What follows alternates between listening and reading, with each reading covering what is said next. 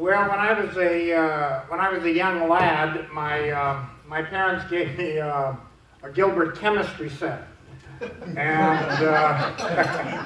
yeah, that's the beginning for many of us.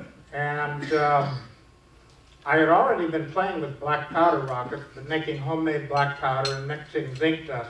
I had to go down to the hardware store and buy zinc sheets and file the edge of the zinc sheet. You think you can buy a zinc sheet in a hardware store nowadays? I'm sorry, never happened.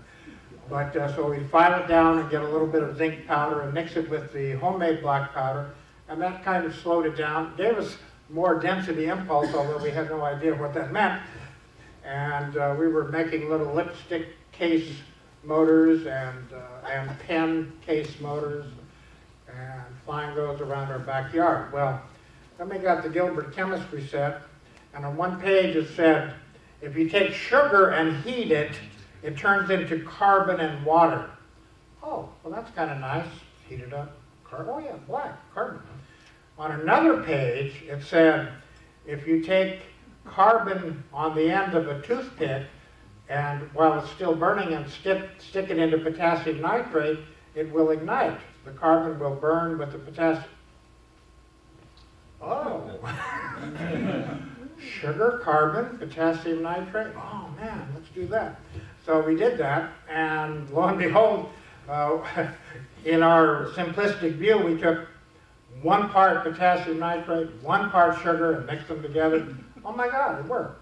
And in much later examination, that turned out to be 60-40. The grades of potassium nitrate and sugar. So we were using 60-40 potassium nitrate and sugar. Let's get the next slide. And that was with the Tracer Club. This was a little club we formed in Hollister. There were 3 of us. And so we were making little potassium nitrate and sugar rockets, but not really launching much at 1944. Then in 1947, we formed the next club. We called it the Rocket Missile Research Society, which we later changed to Rocket Motor Research Society for obvious reasons. And that's the next slide. And, well, I'm moving way far ahead. Let me stay on this slide, though. So then what we did there is we launched about 1,200 sugar rockets between 1947 and 1965. And these were all heavy metal. These were the things that G. Harry Stein loved to talk about because it made him sell more of the Estes rocket motors. Because we were danger, Will Robinson, although we had never had an accident with potassium nitrate and sugar. Later on, I'll get back to potassium nitrate and sugar towards the end of the slides, and you'll see why that was so. But just some of my background. This is 1956. That's my first telemetered rocket, and that had a booster. This had a little acorn tube. Unless you're a ham, you don't know what an acorn tube is probably. But the famous VT fuse, the vacuum tube fuse used in World War II that was knocking down German planes over Great Britain, that used a little acorn tube at operating at a very high frequency, like 2 megahertz. And that was a little radar. That was a radar fuse, and that was used extensively. Well, we used the same tube in our in this rocket. We had 3 long trailing wires because we were at I think that was 144 megahertz. So the trailing wires were really quite long. They all snapped off when the rocket took off. Let's move on to the next one.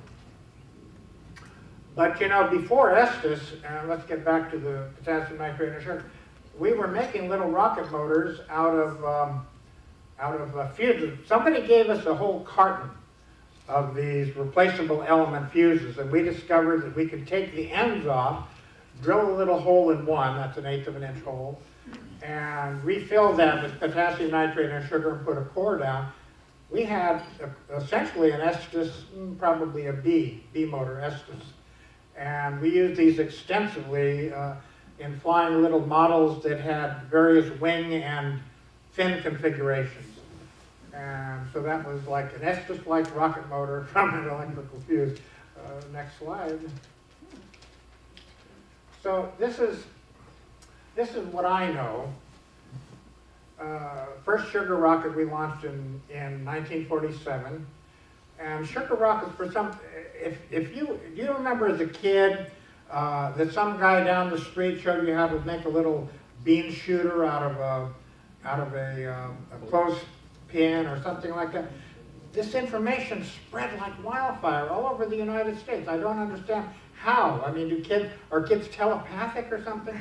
But everywhere I went in the next few years, I'd run across kids launching sugar rockets. Amazing. Anyhow, so the first one though, 1947, on the San Benito riverbed, on a manure pile. It was old manure, and it was easy to stick a launch rod. We might have invented the launch rod too, maybe. But we didn't use launch. Our launch lugs were actually made out of twisted wire into little rings, so we had rings. George James, that Chuck can tell you a lot more about George, but George James published a book called How to Build a Model Rocket, and that's 1951. And he was selling those for $1, if I recall. And guess who bought one? Why, Orville Carlisle bought one of George James' books. And that may be, who knows, but that may be what gave him the impetus to get a patent on the model rocket. A man named Walsh, of course the V2 was the only thing you could model at the time. There were no other rockets. So the guy named Walsh came up with a little CO2 powered V2 looking rocket. And you would drop it down a stick that had a pin on it and puncture the CO2 cartridge, and it would go 200 feet, which wasn't bad.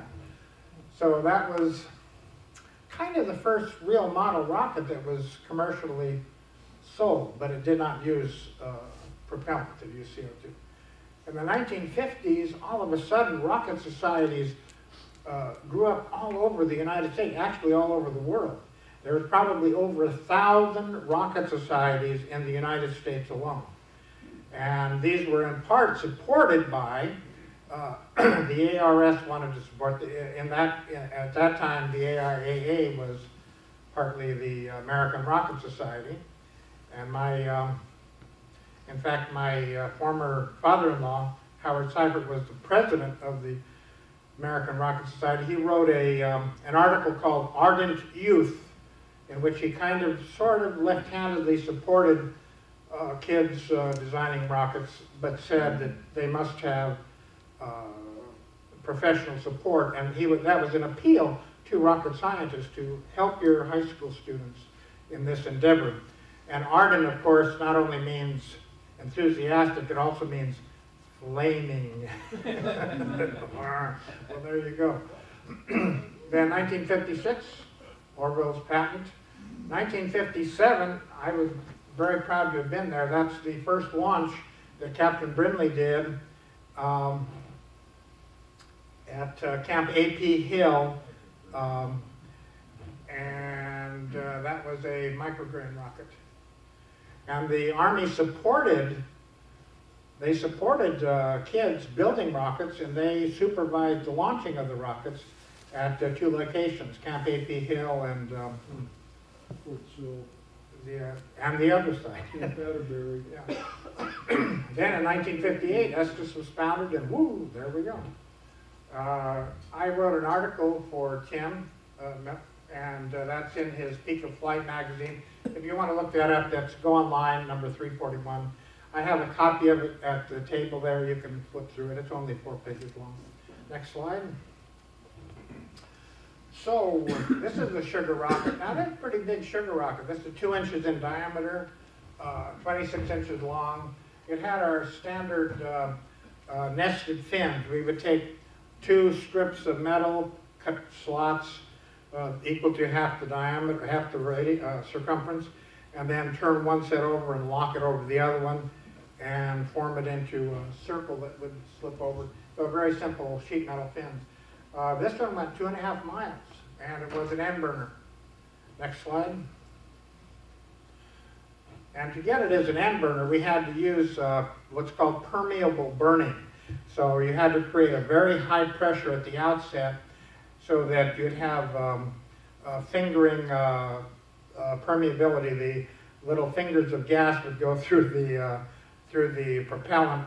Not a real good idea normally, but that's how we got it to work. So we had a burning rate of about 2.5 inches per second with potassium nitrate and sugar that usually is only about 1/4 of an inch a second.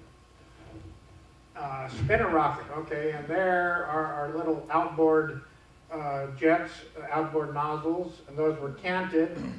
And when we fired this, something went over our head, sounded like a bumblebee. And what had happened is one of the nozzles broke off. But, yeah. Okay, next slide. So we were trying spin stabilization versus using fins. And like Chuck, I entered a contest. I think this was Ford Motor Company.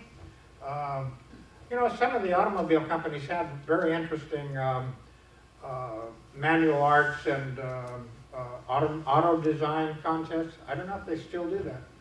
But this was a manual arts contest. And so I built this rather slick 1/2-inch pipe rocket, but without the usual pipe caps, you know. And built this and entered it and actually won. Next slide. So then we put it on top of a booster. That booster is essentially, well, not essentially, it is a fire extinguisher. And we reversed its utility to make it a fire maker. We static tested one of these, and it burned for about 3 seconds with a god-awful amount of, probably 3,000 pounds of thrust, just a huge amount of thrust. Okay, so then the next one we took out to our site. People called Trabings they had a ranch, and they had a big hill between their house and where we static tested normally and also flight tested. We thought we're safe here. So we ignited this thing from our little trench. We always had a trench, and the booster exploded.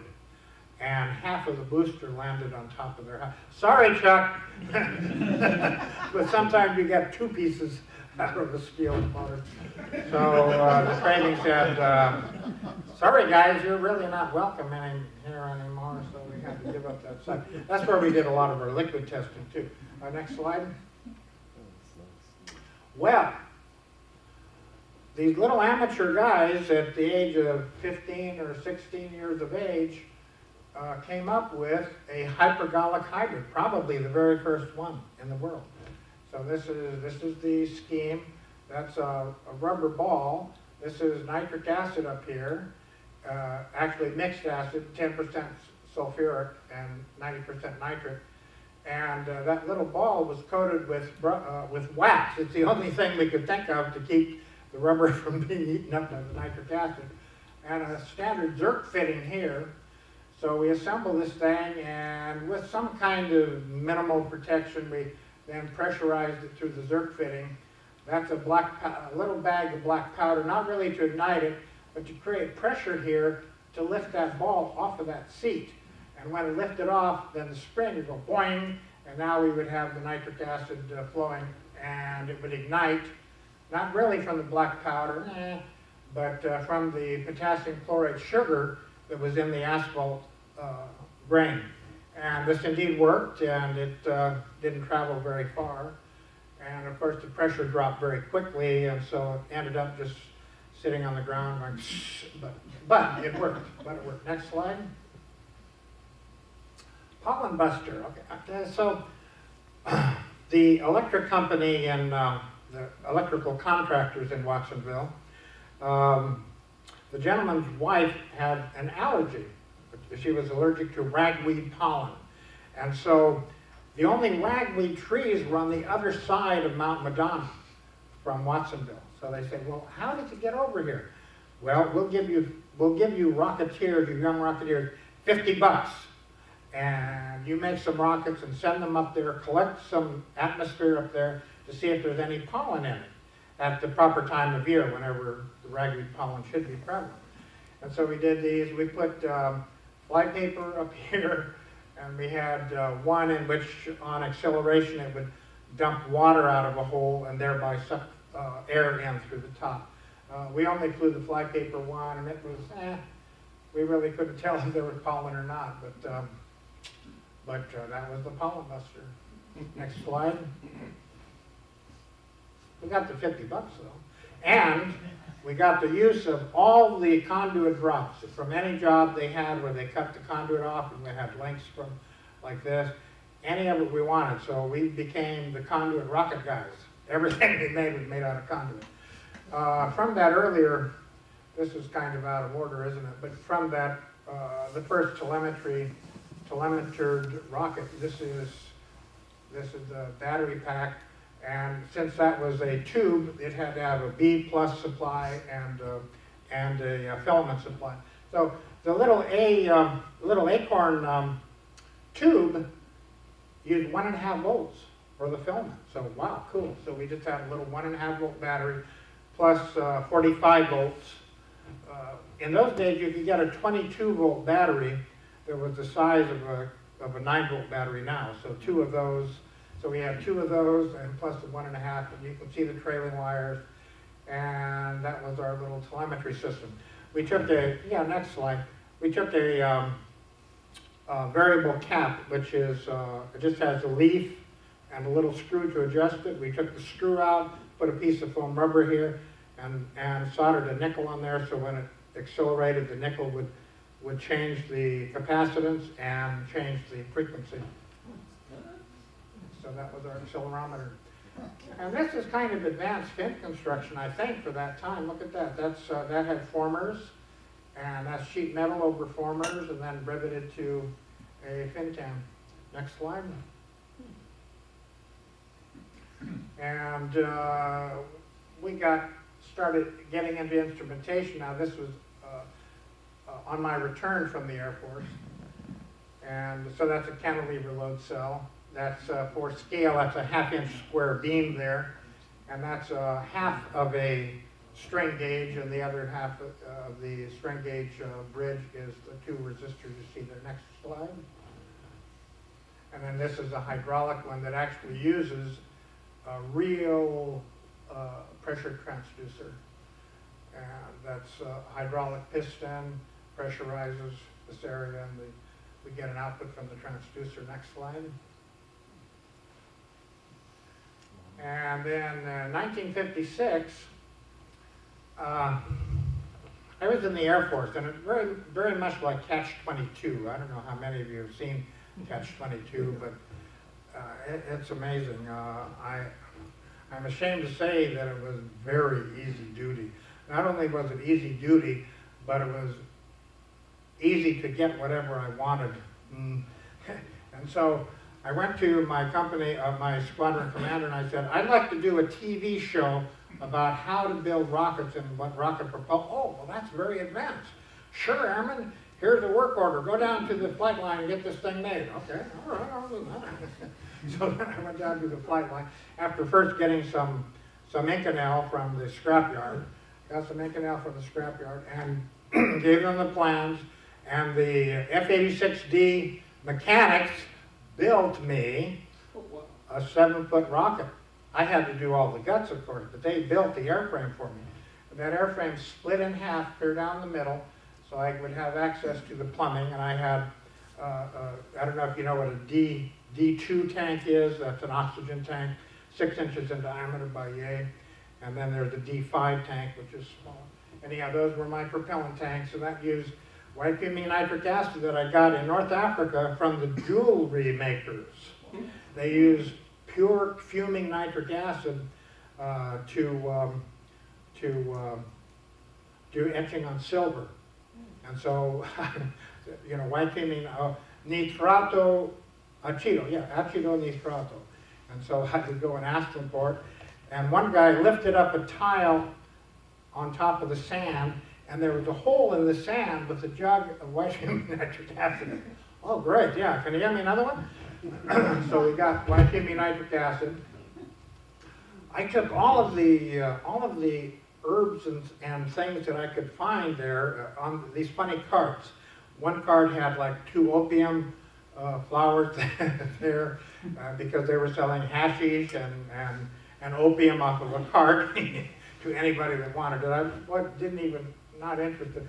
But I found black oil, and black oil was hypergolic with white fumy nitric acid. Whoa, how cool. And so at some ratio of methyl alcohol and black oil, I had a hypergolic fuel from my nitric acid.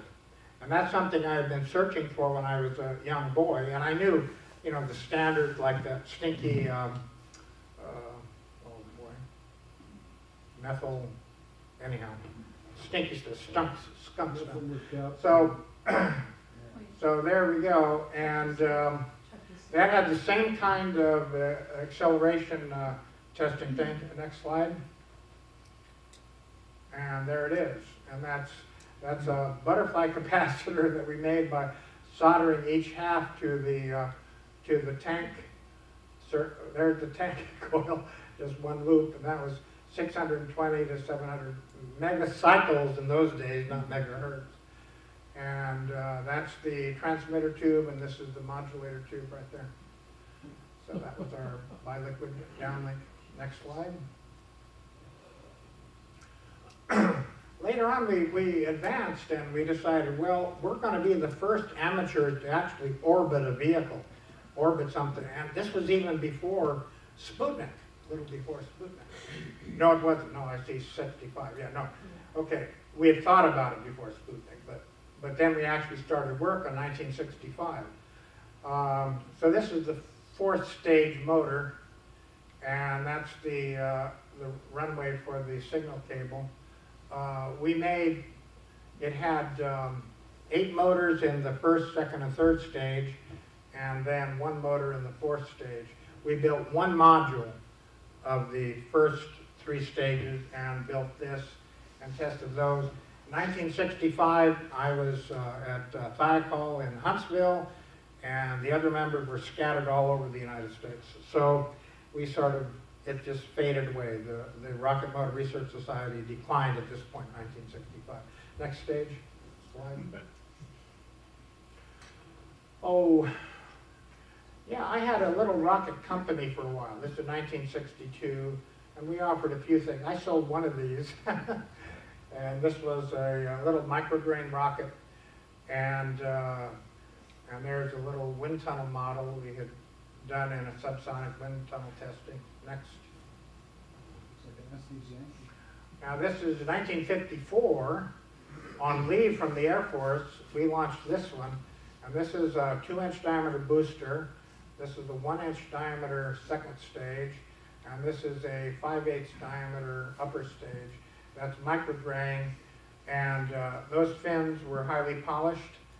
And so we did get reflections, and our tracking indicated 14,400 feet. That was our record for a long time.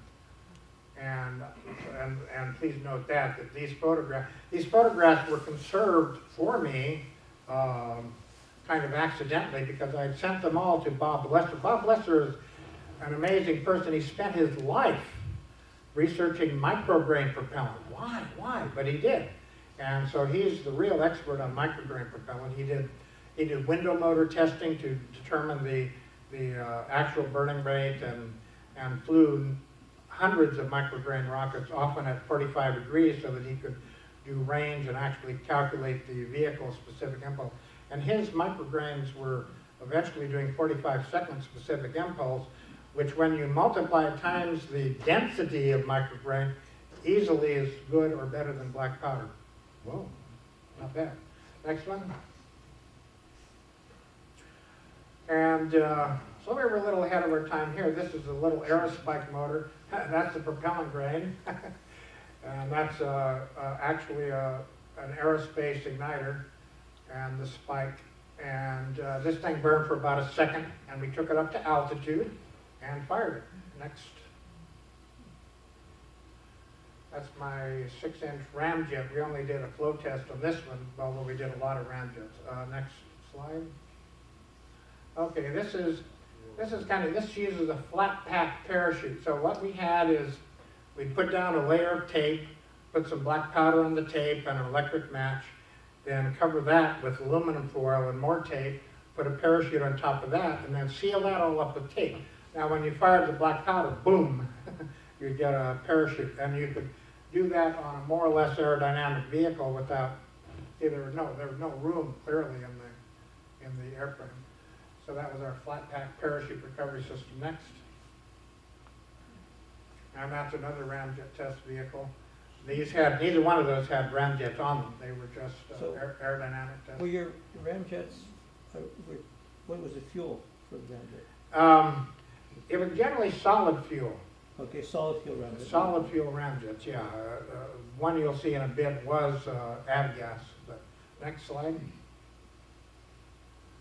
And there's one of our guys with civil defense helmet and civil defense armband.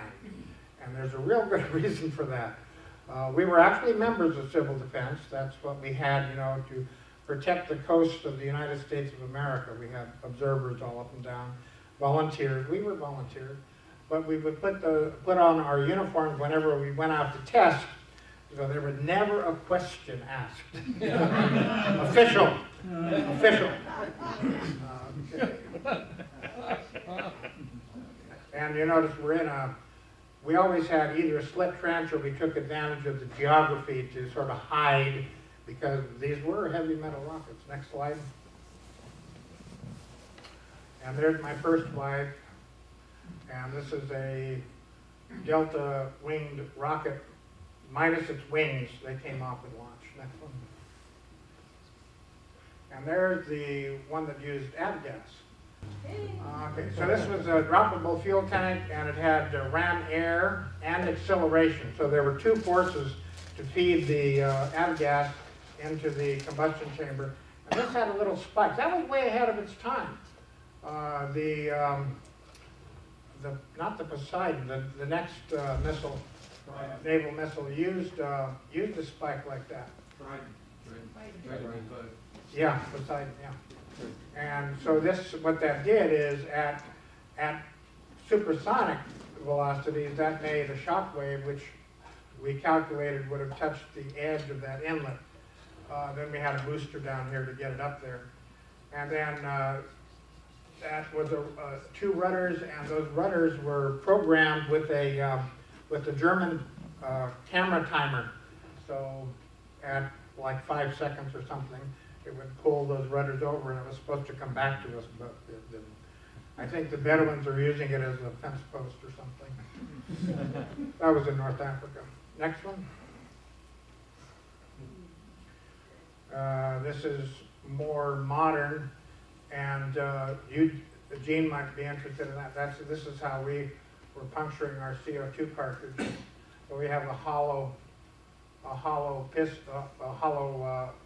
pintle with a cross drill thing. So this would drive through the diaphragm, then we'd get the gas through there, down here into the oxidizer, through a burst diaphragm, through a spray, and then into a hypergolic fuel drain, which is a different hypergol than we used then. This is a diamine with a polymer anyhow. It's a much more modern fuel drain, 2002.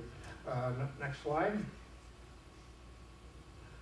And we couldn't do a long taper on our little lathe, so we decided we would do a short taper and a short taper, and that was biconical nose shape, which it actually has been used for what reason I know not. Ours was purely out of practicality. We couldn't cut a long taper. Next. Herb, the guy in the CD helmet, is actual card from that period. Next slide. And there we are being stopped by the CHP. Okay, now get this. The back of this truck was loaded with rockets and batteries and firing equipment, all kinds of stuff, and a launcher. Okay, we were stopped for speeding. We were going 50 miles an hour on a 30-mile-an-hour highway, going out to the test site, which was Sunset Beach. Okay, the CHP officer stopped us and chatted with us for a while. Probably saw the junk in the back seat didn't think a thing of it, not a thing of it. And said, all right, boys, get on your way. And so we jump in our little car and go on down and fire rockets. Next slide. And now we're back to sugar rocks. Okay, these are the three more or less standard motors of which we fired 1,200 total. And half-inch pipe is really 0.622 ID, three-quarter-inch pipe is 0.849, one-inch pipe is 1.049. And so we fired many, many of these. This had 100 pounds of thrust for 60 milliseconds. This one had about 200 pounds of thrust for maybe 80 milliseconds. This one had like 300 pounds of thrust for 100 milliseconds. Next slide. So what was the grain? Is it just end burner? No, they were cored, more or less, Okay. because this was a wet pack. Now, and I wanted to show you that this is why we probably had very few explosions. Look at the burst pressures on these pipes. Even the worst one is 8,000 psi, so pretty hard to break that open. We did once in a while, but not very often. Next slide. And this is how we loaded them, but same way you load a black powder motor, but these were only loaded to 600 psi. That's very, very low loading pressure. So if you drop this on the ground, the propellant would start falling out. Next slide. And it was wet with 3% water.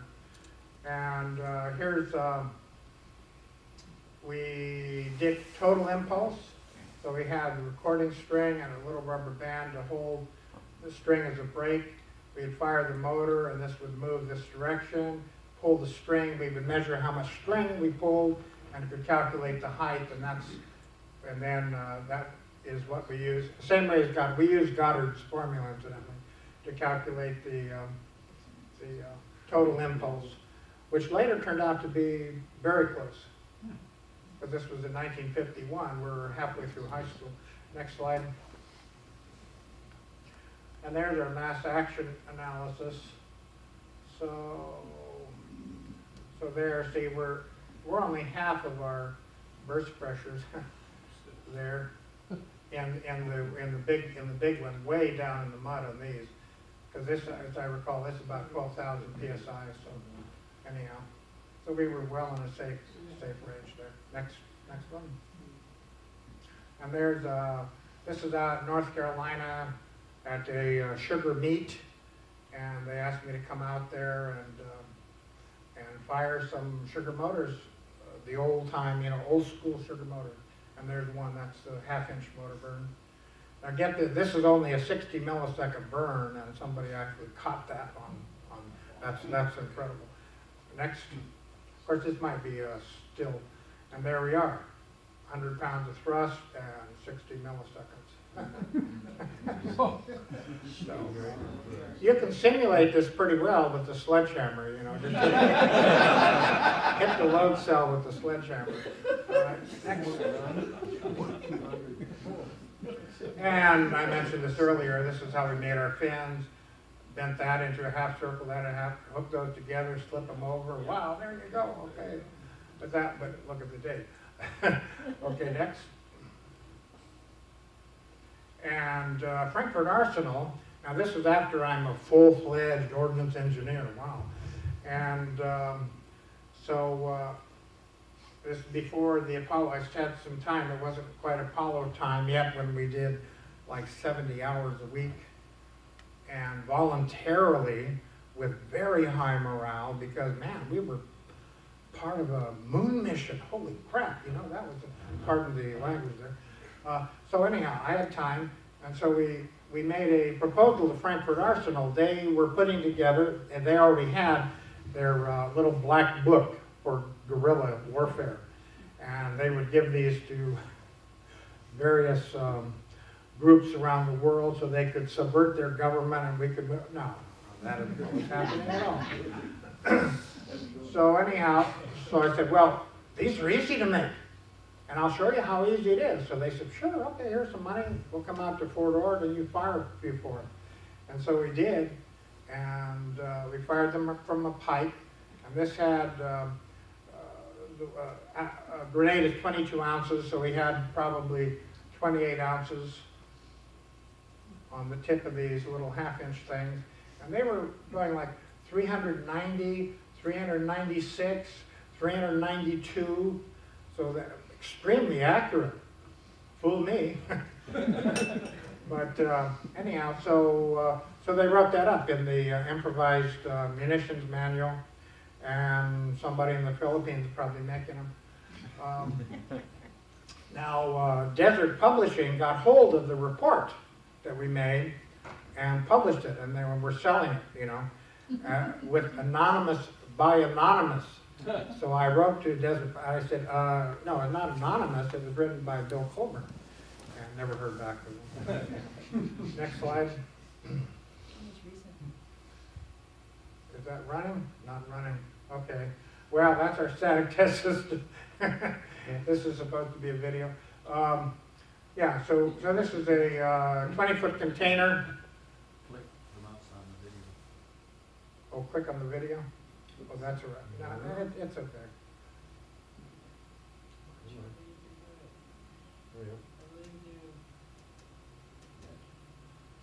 It's supposed to run automatically. It's set for run automatically. So this is a 20-foot container, and on the far wall, you see those are 8x8s stacked up there, so that, and guess who's on the other side of those 8x8s? That's where our control center is. And beside that, we have, this is steel backdrop. That's 1/4-inch steel plate. And then here, the motor sitting right in here. That's the tank. And this is the hybrid motor right here. And then this is a bucket that, a flame bucket right there. And With all the holes in it. yeah, with a lot of holes. Oh yeah, and you can see. Oh my, where did those holes come from? Okay. Next slide. No, hybrids are incapable of exploding, he said. So we've had a few contracts from people like MIT and NASA. This was a NASA contract. They wanted us to come up with propellant that could be gelled, and with the idea that, well, a gel propellant, if a bullet hits a tank full of Jello, what's going to happen? Nothing. So that was what they were looking for. Oddly, this had been done in the 1960s by ARC. They had a gel propellant, a perfectly good one. But as it is, they wanted us to look at it again. So we came up with this test vehicle, and that is not a dart. That's a spike. And that spike was to retain the vehicle at a 45-degree angle when it hit the ground. And then we would measure from where that spike hit to the launcher and backtrack, you know, taking into consideration drag and launcher tip-off and stuff. Calculate the total impulse of the vehicle. Next slide. Well, that's all the little parts of the motor, nozzle and core thing and all that stuff, tank. And then, so as phase 2 of our SBR on the gel propellant, we said, okay, NASA, we can do this. And this is like a, I think that was 45, 50-inch diameter motor, concentric, so the motor was inside of the tank, and then there was a second stage in here, and actually a third stage in there. So that was our gel set. Next slide. And I think Bob Fortune's still selling these. We developed a concentric injector, and we had a table of all the propellants that you could use in it. And we had phenolic liners, so it would be reusable, and graphite nozzles. So it was mainly for experimentalist institutions, things of that nature. Next slide. And that's a man-rated igniter. This is for about a 5,000-pound thrust hybrid engine. And this is just the igniter. So spark plug ignition. That's where the flame emerges from the igniter through all of these ports. And that right there, those are the injectors, the actual oxidizer injectors. And the valve is up here, that's the valve. and then two 2-inch inputs for 2 separate oxidizer tanks. So that was for a big hybrid about 5 years ago, 6 years ago. Next slide. That's a 9-inch hybrid on a test stand out at the far site in the Mojave Desert. Not much to say about that. Big, pretty big thing. Next slide. So this is sort of what we're doing now. That's an 18-inch hybrid motor, and it has, we've built that could attach to the back end of the motor so we can attach that to a test stand. So that's an 18-inch motor that has a capability of about 10,000 pounds of thrust. Next slide. And that's the booster that motor goes onto. This is the tank, oxidizer tank, and the motor. This is 27 inches in diameter. This is 18 inches in diameter. And then the gap here along there, that there were 2 canisters for parachutes, and then 2 canisters for pressurant. So, and that took advantage of that difference in diameter there. And that's our crew. Next slide. That's the grain, so it's a wagon wheel grain, 18 inches in diameter. And so it burns on all these surfaces. And it's made so this is slightly tapered, so when the core burns out, then it turns into a star. And so that you hopefully don't get any big chunks flying out the back like they did with scale composites. Next slide. And that's our current project. That's a 35-foot launch vehicle. And there it is on the stand, ready to go. Next slide. And there's my collection, including my favorite. This is, I did this for Mythbusters. I re-engineered the Chinese bamboo rockets for Mythbusters.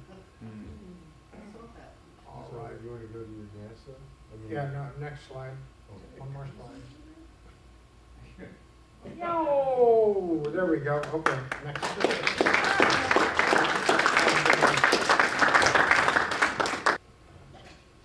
Okay, there's my name. Oh my heavens, how humble this man is. And that's on the Apollo monument. I'm the 3rd name down on the on pylon number 1, which made me very proud, only to learn that actually these are in alphabetical order.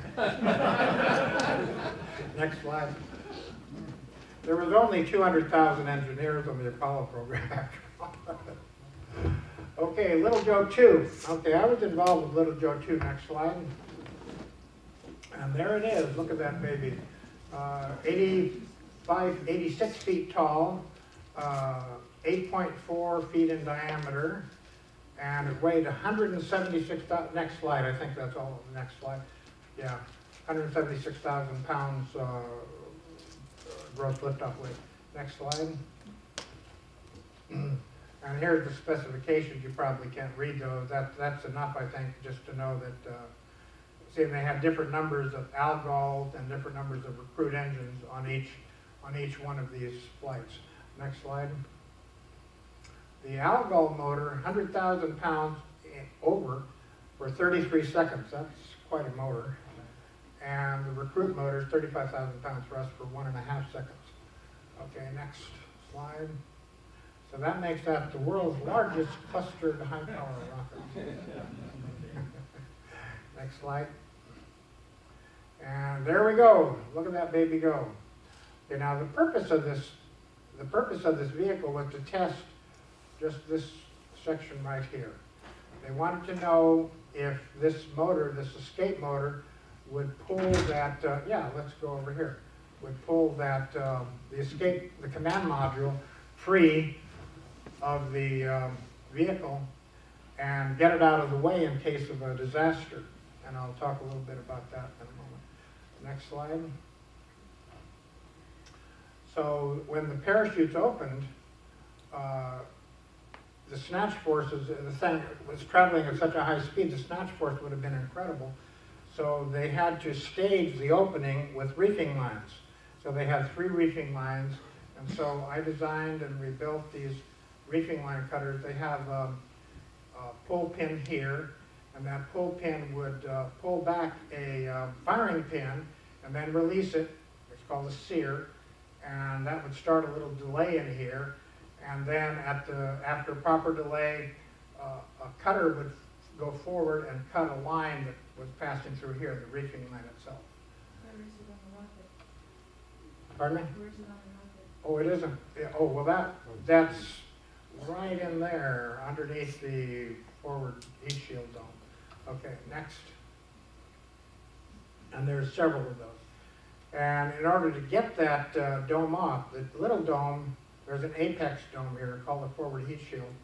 And in order to get that off at least 180 feet per second, we had 8 of these. And these are fairly large. That's 1/10 of a pound of propellant in there. They wouldn't even be legal in California. Well, I guess they would, yeah, 45 grams.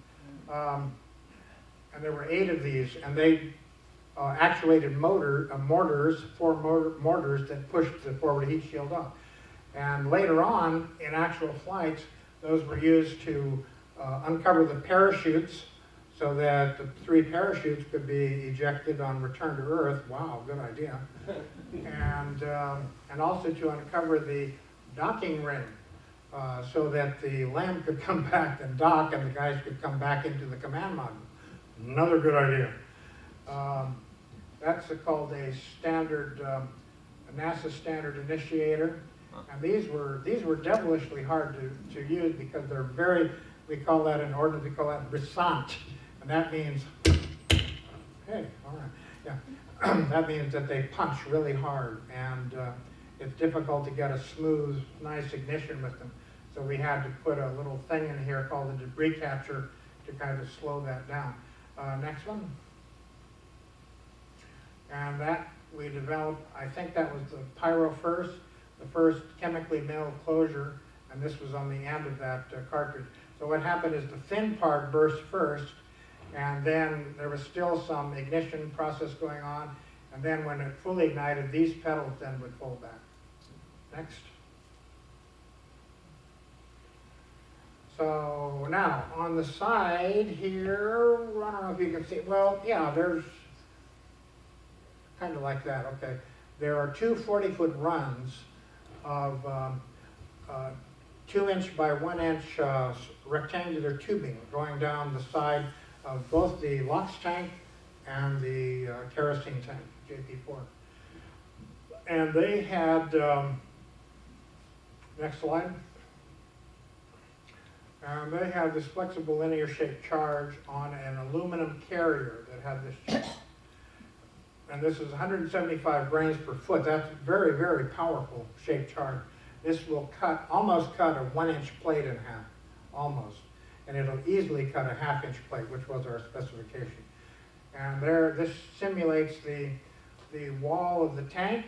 This is 1/4 of an inch thickness here, and then it looked like a waffle grid, and that was the 1/2-inch thickness right here on the waffle grid. And we had to prove that we could cut a 1-inch wide gap in each tank to allow the LOX and the kerosene to be projected in opposite directions so they wouldn't mix in the air. They determined if they mixed in the air, this would be like a subnuclear explosion. Also, if this thing didn't have an abort function like this and it hit Manhattan Island, it would cover the island about yay thick with propellants. Not a good idea. So we developed this. And I designed that, and we first time we took that down to the Cape to install it on an unmanned Saturn V. They started pulling this out with a winch. So they dropped the cable all the way down 40 feet, hooked onto the end of this carrier, and started pulling it up, and it got stuck about 1/3 of the way in. And nothing they could do would budge it. It just wouldn't budge. And so when we looked at the problem, this carrier, 1-inch by 2-inch, had slots cut in it. And those slots were to allow thermal expansion and contraction. They didn't deburr the inside of those slots. And so it was just peeling off the sides of our carrier as it was going in, and it built up and couldn't move. So I can't tell you whether or not that first flight had an abort or not. So anyhow, next slide. And that's the CDF connector, which is kind of clever. See this little thing here? When you screwed this onto the device is here, see the threads on the device? When you screwed this on, this little spring would raise that up and that would lock that in place. And this is called CDF, Confined Detonating Fuse. And this had a little tiny piece of lead-sheathed explosive running through it. So if you started it here, it would end up over here in milliseconds. And so they used that all through the Saturn V. And they had what they called exploding bridge wire detonators. These are detonators that you could plug in the wall and they wouldn't fire. You had to have a specific pulse in order to fire them, very high voltage, short duration pulse. So, so they would have manifolds, and these manifolds would go off to various functions. They would fire one detonator, boom, and a whole bunch of things would happen at one time, like the stage would fall away or whatever. Next slide. And the next slide, this is the long reach detonator. They had to design, next slide, they had to redesign the docking ring to make it beefier. And when they did that, the standard detonator they were using didn't have enough reach. Now, if we had made this all explosive here, it would have blown the ring apart. So we had to confine the explosive just down here, and this had to be somehow empty space. And so we devised a way of doing that using what we call flash tube technology. Next slide. And the through bulkhead escape motor, that's in the escape motors up here, up at the top, that motor. Next slide. And this was the first use of through bulkhead, excepting Goddard had a thermal through bulkhead. Goddard had a closed copper tube with black powder in it, and he held a blowtorch. I don't think he held a blowtorch. Somebody held a blowtorch until the black powder ignited, and that's how he started some of his early smaller liquid motors. So he had the first thermal through bulkhead, but this one is an explosive. So this is that CDF connector, so the detonating cord comes in here and initiates this explosive charge. This is solid metal, but a shock wave goes across here and initiates this explosive charge, which then fires an ignition composition and starts the rocket motor burning. So this rocket motor was entirely sealed in metal. There were no organic substances sealing the motor. So, next slide. I think that's it.